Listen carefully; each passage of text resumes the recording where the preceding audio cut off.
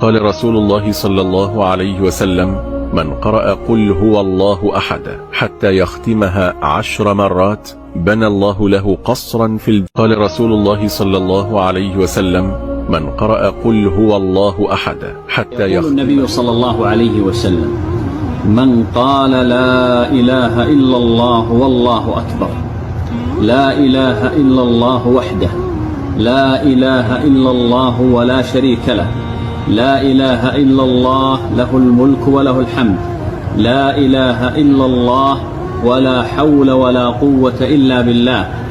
هؤلاء ال5 يعقد بأصابعه، من قالهن في يوم. يقول النبي صلى الله عليه وسلم: من قال لا إله إلا الله والله أكبر، لا إله إلا الله وحده، لا إله إلا الله ولا شريك له، لا إله إلا الله له الملك وله الحمد، لا إله إلا الله ولا حول ولا قوة إلا بالله.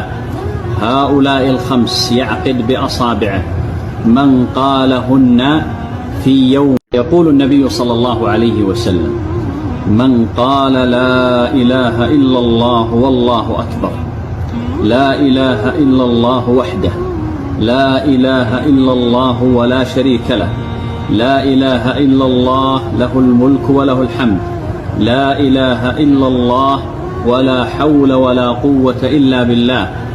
هؤلاء ال5 يعقد بأصابعه، من قالهن في يوم. يقول